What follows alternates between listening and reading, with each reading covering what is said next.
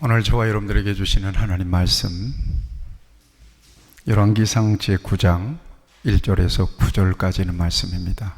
성경을 펴셔서 열왕기상 제9장 1절에서 9절까지는 말씀, 기록된 계시의 말씀을 제가 봉독할 때에 하나님께서 여러분들의 마음속에 음성으로 새겨지도록 들려주시기를 바랍니다.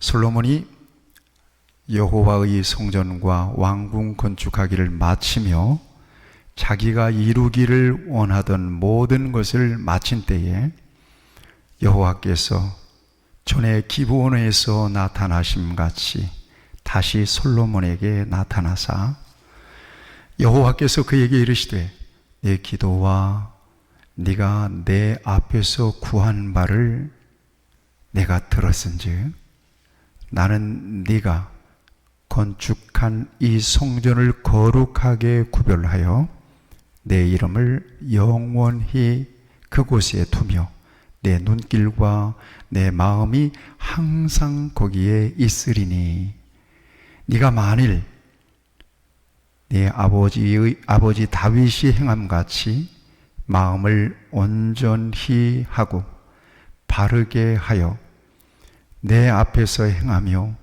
내가 네게 명령한 대로 온갖 일에 순종하여 내 법도와 율례를 지키면 내가 네 아버지 다윗에게 말하기를 이스라엘의 왕 위에 오를 사람이 네게서 끊어지지 아니하리라 한 대로 내 이스라엘의 왕 위를 영원히 견고하게 하려니와 만일 너희나 너희 자손이 아주 돌아서서 나를 따르지 아니하며 내가 너희 앞에 둔 나의 계명과 법도를 지키지 아니하고 가서 다른 신을 섬겨 그것을 경배하면 내가 이스라엘을 내가 그들에게 준 땅에서 끊어버릴 것이요 내 이름을 위하여 내가 거룩하게 구별한 이 성전이라도 내 앞에서 던져버리리니 이스라엘은 모든 민족 가운데에서 속담거리와 이야깃거리가 될 것이며 이 성전이 높을지라도 지나가는 자마다 놀라며 비웃어 이르되 여호와께서 무슨 까닭으로 이 땅과 이 성전에 이같이 행하셨는고 하면 대답하기를 그들이 그들의 조상들을 애굽 땅에서 인도하여 내신 그들의 하나님 여호와를 버리고 다른 신을 따라가서 그를 경배하여 섬김으로 여호와께서 이 모든 재앙을 그들에게 내리심이라 하리라 하셨더라. 아멘.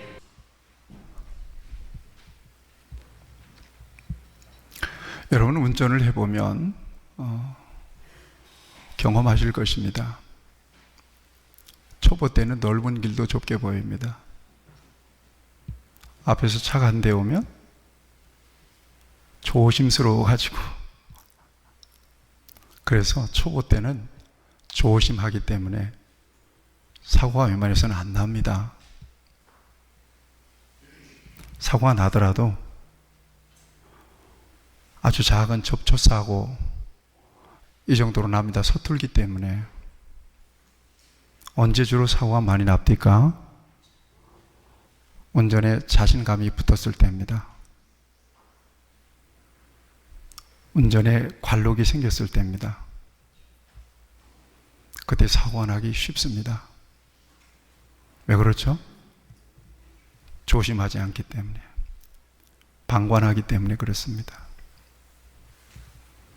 여러분 인간관계도요, 처음 만난 사람을 통해서는 상처 안 받아요. 왜 그러죠? 예의를 가져요. 조심스럽게 상대방의 말을 경청하고 공감해줘요. 모르니까요. 그런 사람들에게서 왜 상처를 받아요? 그런데 늘 자주 만나고 익숙해지면 그 조심성이 무너져요. 경계도 느슨해져요. 그러면서 말을 함부로 하게 되죠. 에이, 농담이야. 뭐 농담 가지고 그래. 그러면서 계속 함부로 말을 던져요. 함부로 행동하게 돼요. 그러다가 어느 순간에, 한순간에 그 관계는 어떤 계기를 통하여 딱 쪼개져 버리고 말아요. 여러분, 사람도 그래요. 가난하고요, 이제 부족함이 많다고 느낄 때, 그때 참 사람이 겸손해요. 자세가 낮아요. 그리고 인간관계도 자기보다 남을 낮게 여기면서 그 조심성 있게 그렇게 해요. 그런데 조금 생기잖아요. 딱 재산도 좀 축적하고 사업도 좀 빵빵하게 되고, 그래도 나도 남부럽지 않게 사네, 이 정도가 딱 되었을 때, 그때 사람이 교만해져요. 희한합니다. 오늘 말씀을 잘 들어보세요. 아, 저가 내 얘기구나, 그렇게 들릴 겁니다. 사람이 희한하게 변질돼요. 사람이 희한하게 교만해져요. 그래서 인간관계도 다 놓쳐버리고요, 결국은 어떻게 됩니까? 결국은 툭 추락해버리고 말아요. 사람 참 겸손한 자세를 지켜낸다는 게 그렇게 어렵구나. 순수한 마음을 지켜낸다는 게 그렇게 어렵구나. 여러분 생각하세요. 관계를 한번 생각해 보세요. 자, 부부관계, 아내와 내가 지금 몇 년 살았지?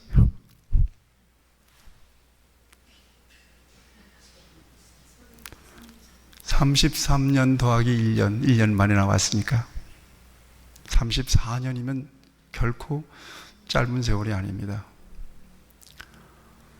둘 관계 속에서 별별 일들을 많이 만났겠죠. 그런데 죄송합니다. 아내와의 저와의 관계는 너무나 건강합니다. 왜 그런 줄 아세요? 하나님 안에 존중하기 때문에 그래요. 존중해요. 아유, 오늘 에너지 다 썼다 그러면 내가 합니다. 설거지 다 있는 거, 아내는 설거지 하는 걸 너무 부담스러워해요. 큰 설거지 솥 같은 거 있으면 제가 얼른 빨리 해버리고 끝내버려요. 깔끔하게. 남편들 좀 듣기가 고약할 겁니다. 관계가 지켜져요. 네. 때때로 무례할 때도 있어요. 그러나 무례하면 오랫동안 이렇게 만나서 서로를 알기 때문에 그런 면이 있지, 그래도 옛날보다 많이 좋아졌지, 그러고 수용해 주니까 관계가 충돌이 안 생겨요.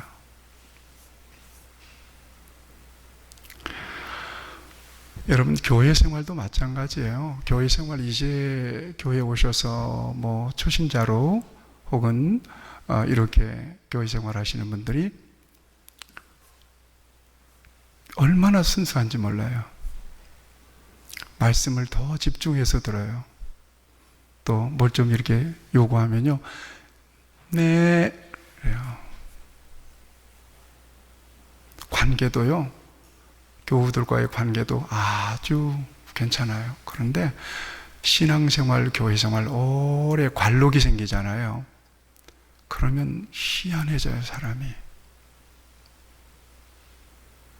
자기중심적이 돼요. 또 어떤 직분을 맡아서 주도적으로 그 일을 하게 되면 굉장히 뭔가 사람이 이상해져요. 그래서 목사님들이 모이면 불면증처럼 얘기하는 게 있어요. 평신도 때는 그렇게 순종도 잘하고 겸손하더니 안수 집사가 되고 장로가 되더니 너무나 목사를 힘들게 하더라는 거예요. 왜 그러죠? 권사가 되고 안수 집사가 되고 장로가 되면 더 숙이고 더 낮아지고 더 본이 돼야 되는데 왜 그러는 거죠?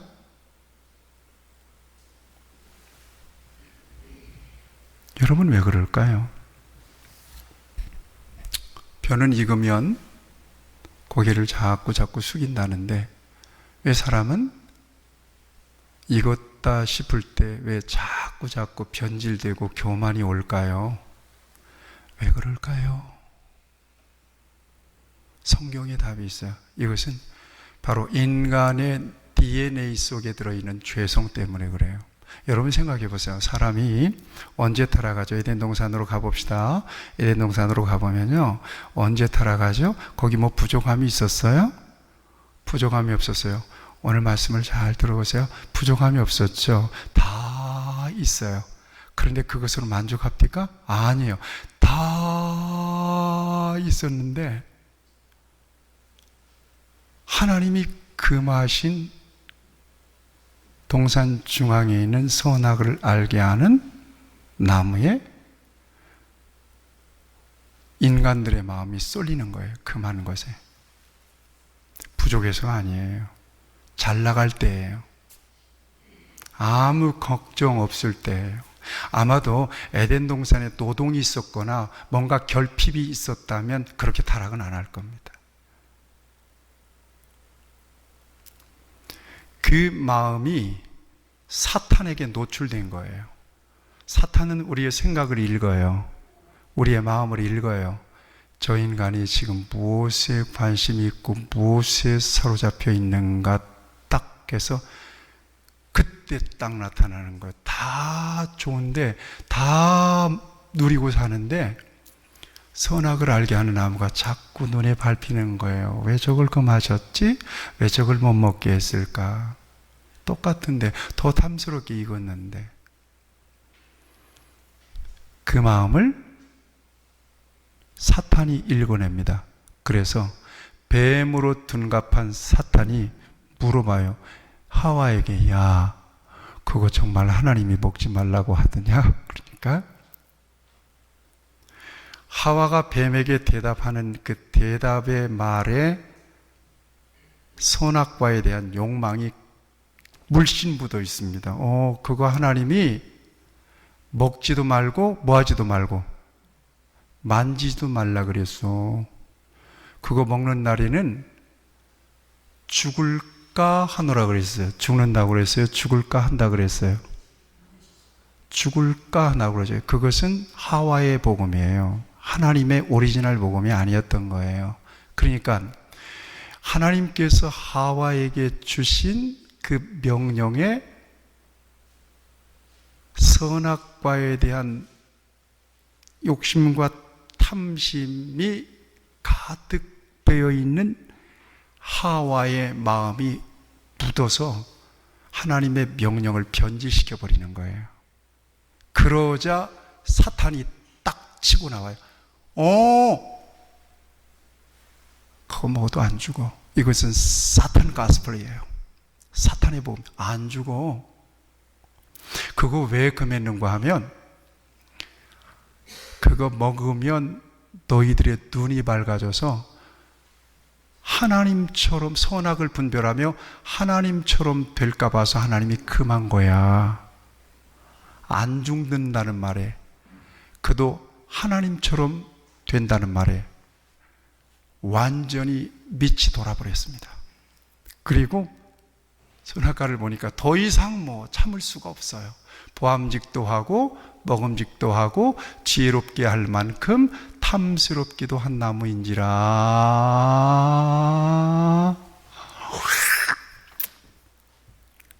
자기나 먹지 왜 남편까지 줘서 남자를 이처럼 고생하게 만들어요. 넘어가 버리고 만 거예요. 뭐예요? 언제 무너졌죠?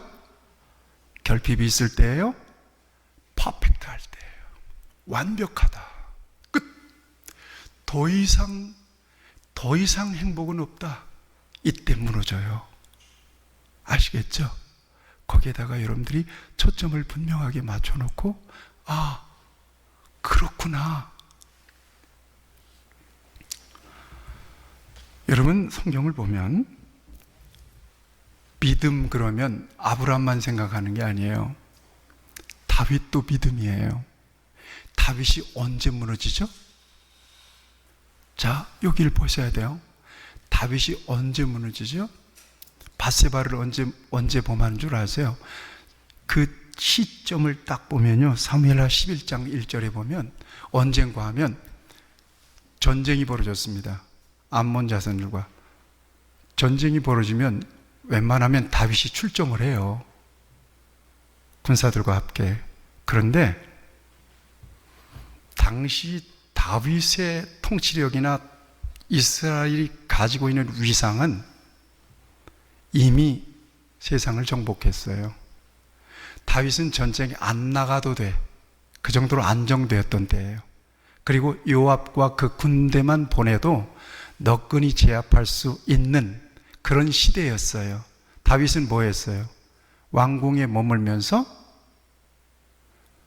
야심한 밤에 왕궁 옥상을 거닐었단 말이에요. 그 정도 되면 평안한 거잖아요. 그죠? 그때 밧세바가 보였다는 거예요. 다윗이 전쟁을 통해서 이길까 질까 맘졸이고 내가 나갔어야 되는데 말았어야 되는데 이런 불안한 마음이 있었다면 그게 보일까요? 온 정신이 어디에 가 있을까요? 전쟁터에 가겠죠. 자, 타이밍이에요. 이제 운전으로 말하면 운전이 익숙해졌어요. 운전으로 말하면 이제 베테랑이 된 거예요. 자, 이때 사고를 일으켜요. 크고 강하게. 또 언제 사고를 일으키죠? 다윗이 말년이에요. 말년이면 완전히 세상을 다 정복한 때예요. 그 밑에 군사들, 다윗의 충성자들이 딱 포진했어요. 그 이름이 다 열거되어 있어, 성경에. 역대하에. 그런데 다윗이 그 평안한 때, 그 위에 왕이 없어요. 그런데 요압에게 뭘 지시하죠? 야, 인구 센서스 한번 해보자. 당시 인구 조사는요, 여자는 숫자에도 안 들어가요. 20세 이하 숫자에도 안 나요. 인구 조사의 기준은 뭐였는가 하면 20세 이상 방패와 창과 무기를 가지고 싸울 수 있는 사람이죠. 그러니까 이것은 단순한 인구 조사가 아니라 전쟁에 나가서 싸울 수 있는 군대를 계수한 거란 말이죠. 왜 그랬죠? 다윗이 이전에는 어땠어요? 골리앗과 싸울 때 어땠죠? 만군의 여호와의 이름으로 나가노라. 이때 얼마나 순수했어요. 다윗의 시편에 보면 내가 여호와의 이름으로 담을 뛰어넘고 전쟁터로 칼을 창을 가지고 달렸다는 거예요. 그런데 평안해지니까 뭐가 보여요? 군대가 얼마나 되나? 나가서 싸울 수 있는 군대가 얼마나 되나? 그리고는 군대를 계수하게 되는 거예요. 이것 때문에요, 하나님께 찍힙니다.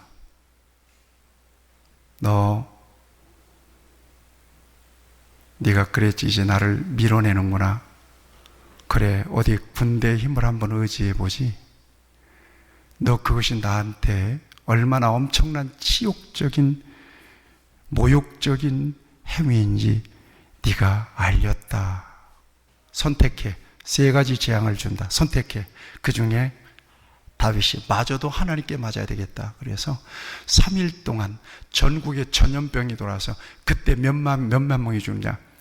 다윗이 범죄해놓고 7만 명이 전염병으로 다 죽어요. 그런 징계를 받아요. 타이밍. 언제? 시점이 중요해요. 아유, 이젠 됐지. 이 정도면 괜찮아. 이때예요. 여러분, 왜 이럴까요? 이것은 인간의 내면 속에 있는 죄성 때문이라고 분명히 말씀드렸어요. 나는 아닐 거예요. 여러분, 우리 교인들 가운데 하나님 나에게 복을 주세요. 나 복을 주세요. 물질을 주세요. 그러면 하나님을 잘 섬기게 해주세요. 저는 그거 100% 거짓말이라고 봅니다. 그렇게 안 돼요. 그런데 그렇게 할 수 있는 사람은 지금 작은 헌신이라도 하나님 앞에 정확하게 할 수 있는 사람이에요. 인정하시면 아멘. 여러분들이 부자도 되고 재벌이 된다고 해도요, 나 절대로 재벌 되면 하나님 배반 안 할게요. 아니라니까요. 안 돼요. 여러분들의 의지로도 절대 안 될 거예요. 지금도 못하는데 그때 하겠어요? 10만 원 11주도 못하는데 100만 원 1000만 원 11주 하겠어요? 그거 하나님이 왜 속아요? 안 속아요. 절대 그럴 수가 없어요. 나는 참 희한한 게 있어요.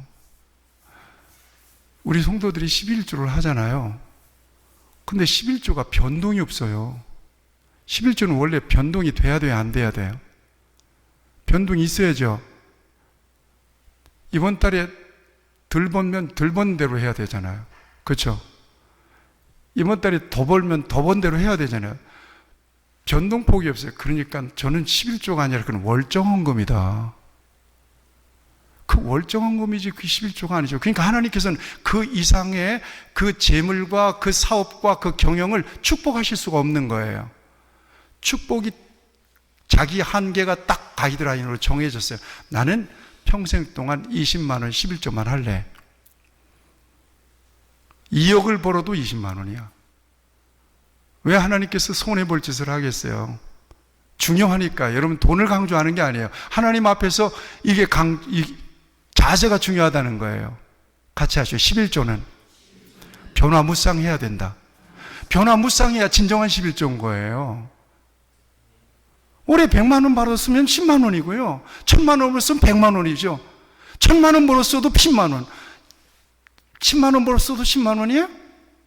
그게 무슨 11조의 월정헌금이죠. 그러니까 여러분들이 월정헌금을 하고 있는지 10의 1조를 하고 있는지는 여러분들이 잘. 월급이 올랐으면 달라져야 되는 게 맞는 거예요. 누구 기준이에요, 그게? 그러면서도 눈 가리고 하나님은 안 속아요. 나는 속아드릴게요. 근데 하나님은 안 속아요. 그러니까 가이드라인을 하나님이 딱 정해줘. 아, 쟤는 20만 원짜리야. 20만 원에 딱 깎아버리는 거예요. 더 이상 포기문을 안 열어줘요. 나는 우리 교회 성도들이 재벌 되기를 바라는데, 재벌도 좀 나왔으면 좋겠습니다. 아멘. 그 재벌 되기를 바라는데 1천만 원 11조 하나님 앞에. 그런데 1억을 벌어도 30만 원을 할 것 같으니까 내가 볼 때 자기 기준이니까. 여러분, 헌금 강조 안 하는 거예요. 제가 하나님과 관계를 얘기하고 있는 거예요.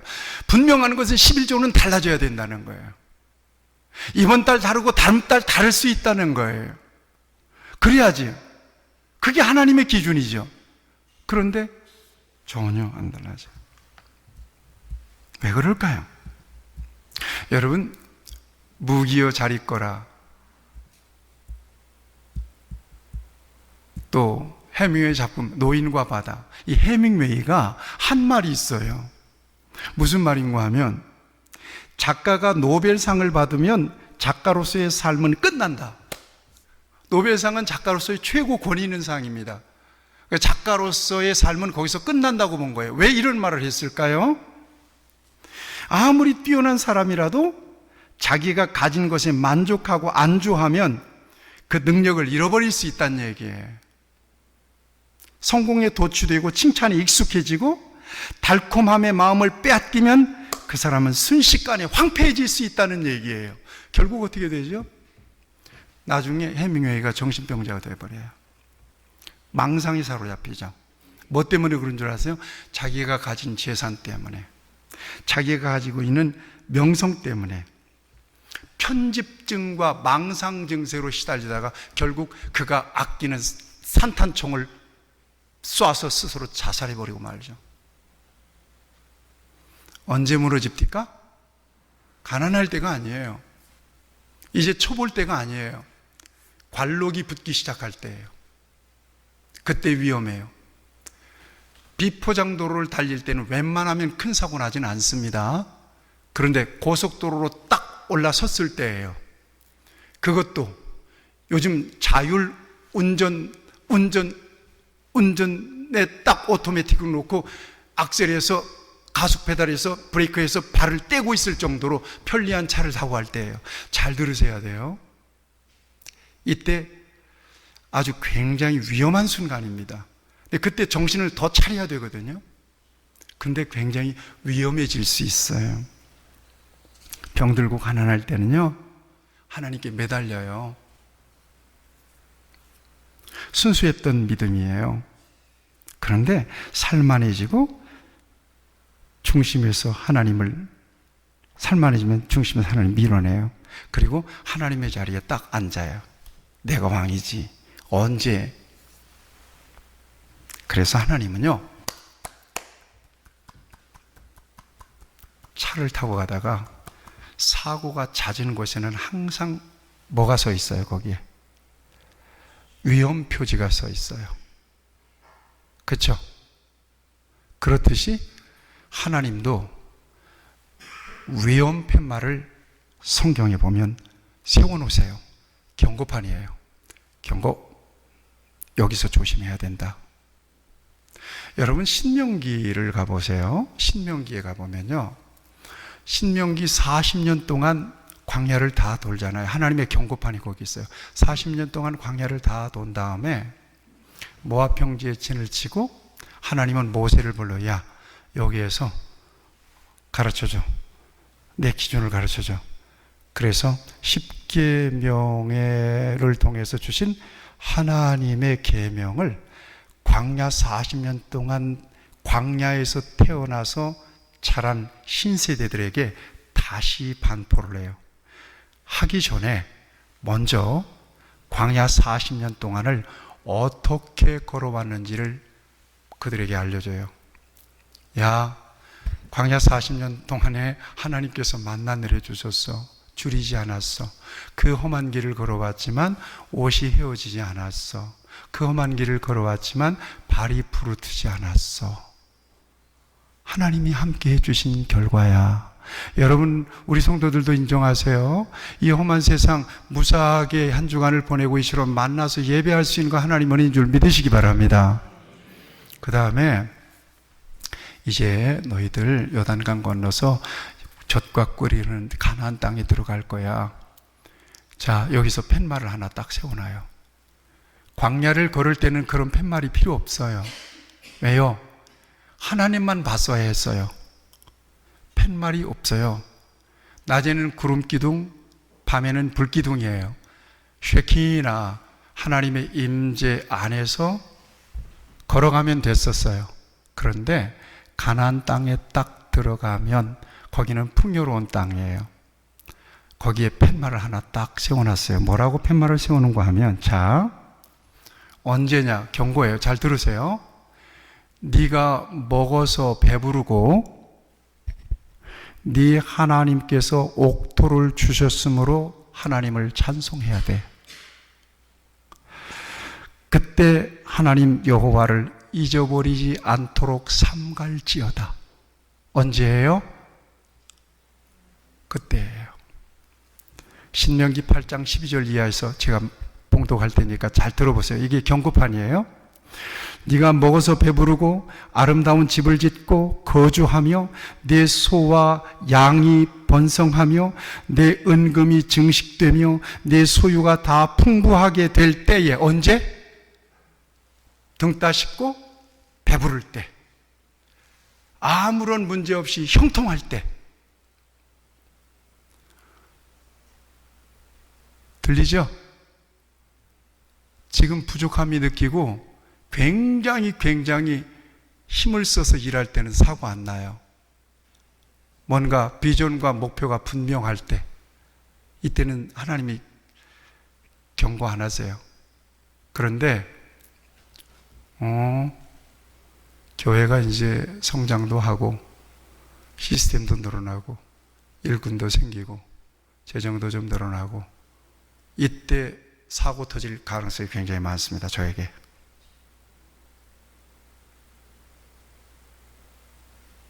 그래서 하나님은 경고판을 거기다 딱 위험표지판을 세워놨어요. 뭐예요?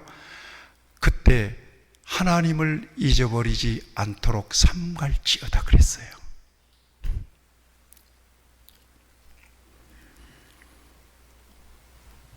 신명기 28장은 축복과 저주장이죠.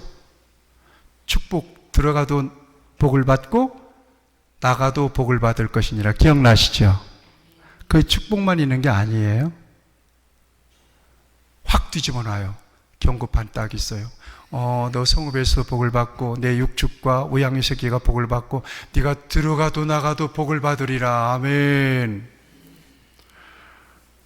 거기에 경고장이 있는 거 아시죠? 어떤 거예요? 네 하나님 여호와의 말씀을 삼가 듣고 네 마음판에 새기며 그 명령을 따라 순종하라 라고 하는 경고판이 딱 있어요. 그래서 들어가도 복을 받고 나가도 복을 받을 것이니라 그랬는데, 그것 딱 끝나면 네가 만약에 여호와 하나님의 말씀을 순종하지 아니하면 확 뒤집혀요. 들에서도 저주를 받고 네 우양육축이 저주를 받을 것이며 들어가도 나가도 저주를 받을 것이니라 그래요. 자, 어때요? 경고판이 분명하죠. 언제예요? 언제예요? 시점이. 여러분, 지금 저와 여러분들을 좀 한번 살펴보시죠. 잘 듣고 계시죠? 자, 저는 지금 아주 굉장히 영이 맑게 성령의 감동을 따라 하나님께서 내게 주신 감동을 통하여 여러분들에게 경고판을 딱 한번 이렇게 올려볼게요. 이러면 굉장히 위험할 수 있는 상황이에요. 자, 들어보세요. 이거예요. 슬슬 교만한 마음이 올라오고 있다면 그때 사고 날 가능성이 많아요. 마음속으로 여러분 체크를 해보세요. 체크리스트. 슬슬 불순종하는 마음이 생기고 있다면 그때 사고 날 가능성이 많아요.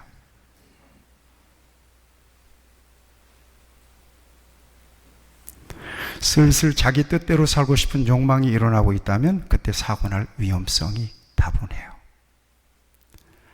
돈 좀 모아놓았다고 슬슬 거드름 피우기 시작한다면 바로 그때가 사고 지점일 가능성이 굉장히 많아요.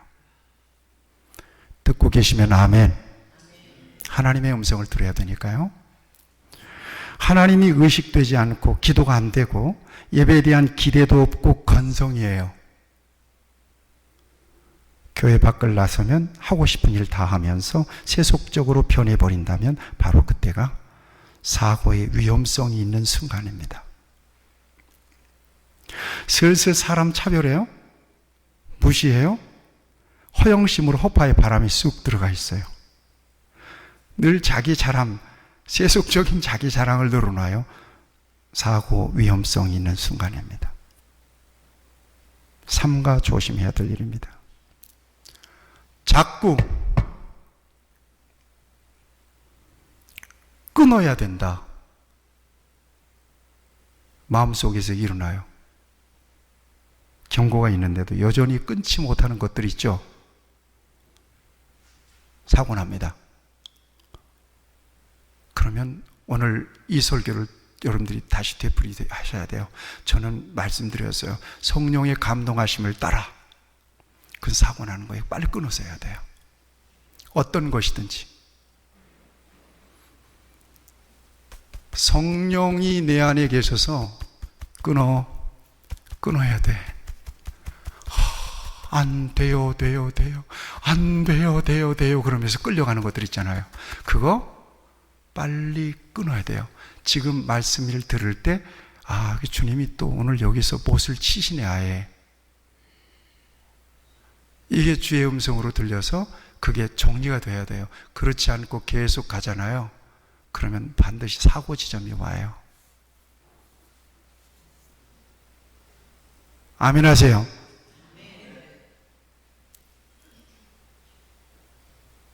하나님 기준으로 해서 저와 여러분들이 살아야지.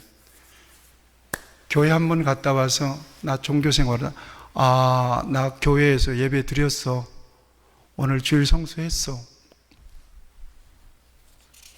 아닌 거예요. 소중한 교회 직분을 가지고도 교회나 성도들을 위하여 아무런 역할을 하지 못한 채 여전히 교인의 자리에 머물러 있다면 그때가 사고 지점일 가능성이 굉장히 많아요. 직분은 폼으로 준 거 아니에요. 성령의 감동으로 말씀드리는 겁니다.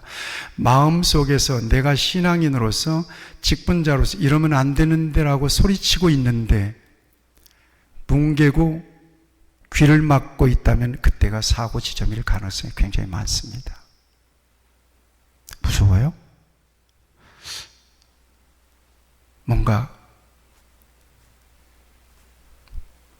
자, 오늘 본문을 보세요. 1절 다 같이 읽겠습니다. 시작.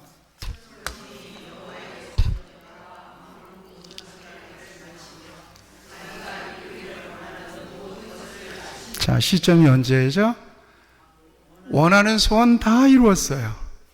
7년 만에 성전 완공, 다윗궁에 있던 법궤도 딱 안치해 놓고 7일 동안 거대한 봉헌식도 했던 거 기억하시죠? 큐티 하신 분들 다 아시죠? 그렇죠? 하나님의 임재가 얼마나 충만했는지 제사장들이 뭐 때문에 일을 못했어요? 구름이 임재해가지고 제사장들이 일을 못하는 거예요. 그 정도로 하나님의 영광과 임재로 충만했어요.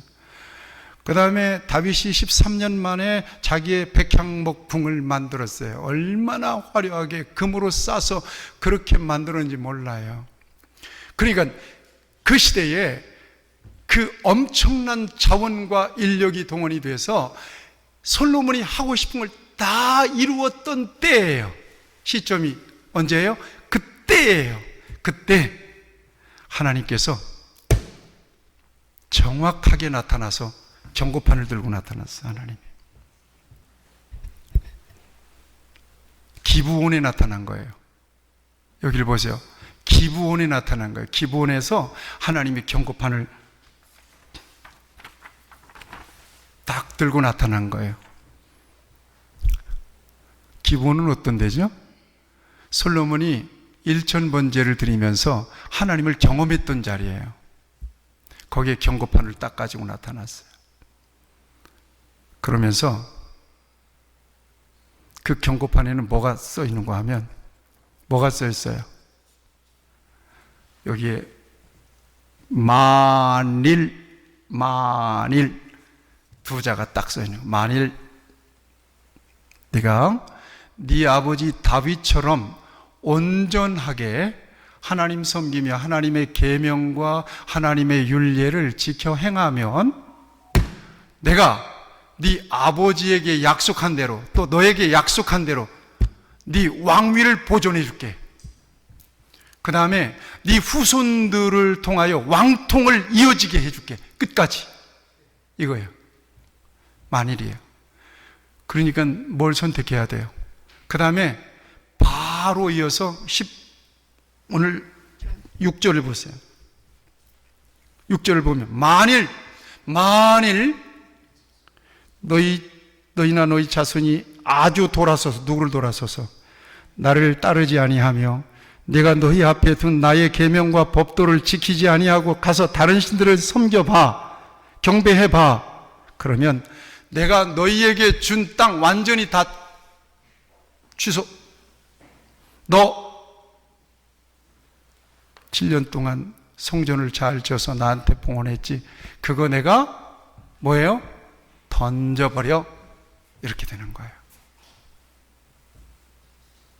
같이 하시죠. 만일. 여러분 마음에 새겨지도록 따라서 하세요. 만일. 자, 선택해야 되겠죠. 여러분들 오늘까지 하나님께서 저와 여러분들을 인도하시는 하나님이 하나님의 은혜요 복인 줄로 믿습니다. 자, 여기 이쯤에서 저와 여러분들에게 경고판이 하나 딱 설 거예요. 여러분들이 매 순간순간마다 하나님의 경고판이 딱 붙어 있는 순간이 있어요. 만일, 기억하세요. 만일, 기왕이면 만일 하나님의 우려를 불식시키는 거예요. 제발아, 욥처럼 욥을 바라볼 때 기가 막힌 거예요. 종들이 오는 거예요. 와가지고 욥에게 보고하는 거예요. 여러분 욥기를 읽어보세요. 제가 지난주에 욥기를 읽으면서 어쩌면 무너져도 저렇게 한순간에 무너지냐? 양떼 다 죽였대. 뺏어갔대. 통풍이 불어서 10 자녀들이 큰아들 집에 모여서 생일잔치 하는데 축대를 쳐가지고 푹 가라앉으면서 10 자녀들 한꺼번에 죽었다는 거예요. 자, 이 정도면 뭐 끝났지. 아무것도 일순간에 다 없어져 버렸어요. 그러니까 욥이 뭐라고 그러죠?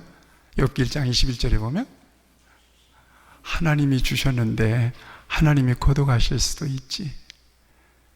내가 하나님을 찬송합니다 그래.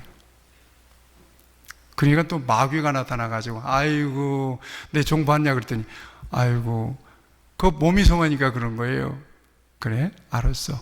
목숨만 끊지 말고 다 맡긴다. 그러니까 온 몸에 그냥 악창이 나가지고 그냥 죽는 게 차라리 나을 만큼 그렇게 몸이 망가졌어요. 그래도 욥기 8장 28절에 뭐라고 고백하죠?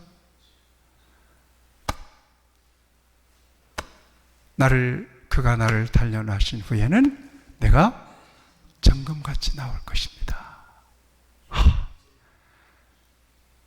대책 없는 사람이에요. 세상에 감당이 안 되는 사람이에요. 따라하세요. 만일. 어디를 선택해야 되겠죠?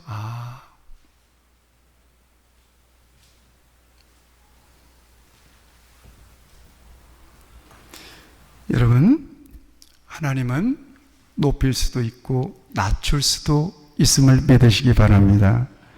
하나님은 세우실 수도 있고 무너뜨릴 수도 있는 분이심을 믿으시기 바랍니다.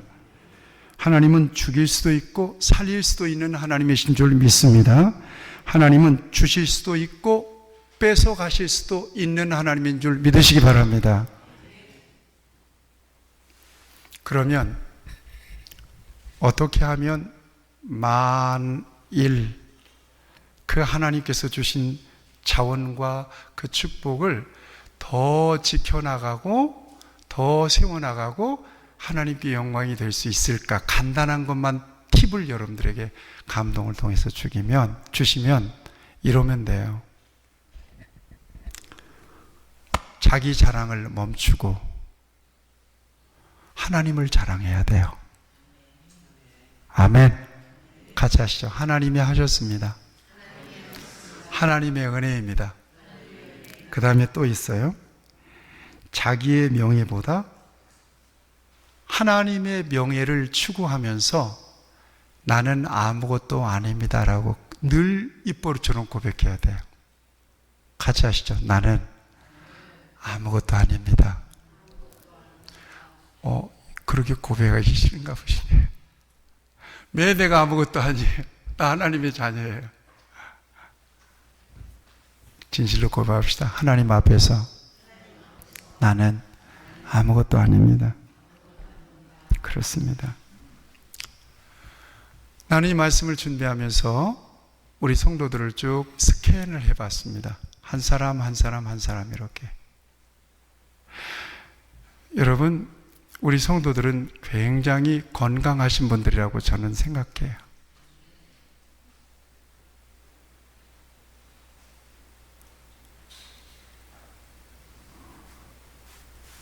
다 나름대로 건강한 믿음을 지키고 계시고요. 다 나름대로 각자의 자리에서 사역을 잘하고 계세요. 자, 중요한 건 이 시점에서 하나님의 경고의 팻말이 딱 서 있을 수도 있어요. 누구에게나, 저를 비롯해서 여러분 모두에게. 그래, 지금까지는 잘하고 있지. 그러나 만일 딱 선단 말이죠. 주일 때문에 부산 출장 갔다가 주일 때문에 홍기파 가서 하나님 앞에 사명을 감당하는 우리 교회 집사도 있어요. 참 소중하잖아요. 그런 거 하나하나가. 그러니까 저의 기쁨이고 하나님 얼마나 기특하게 여기실까 하는 생각을 해요.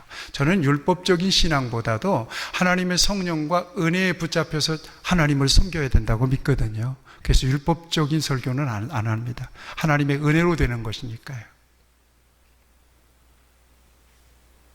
말씀을 준비하는 가운데 우리 성도들은 대단히 건강한 고백과 삶을 살고 있다는 생각을 하면서 저를 따라서 하세요. 끝까지 겸손, 끝까지 순종, 끝까지 충성.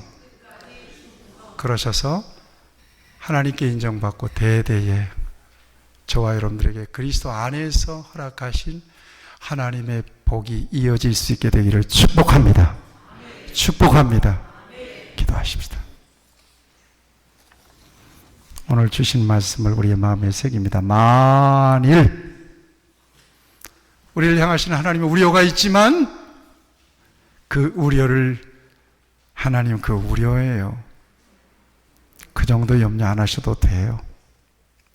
그 우려를 불식시킬 수 있는 성숙한 그리스도인으로 마지막까지 겸손, 마지막까지 순종, 마지막까지 충성해서 하나님 주신 복을 놓치지 않는 우리 귀한 성도들이 되게 하여 주옵소서. 예수님의 이름으로 기도하옵나이다. 아멘.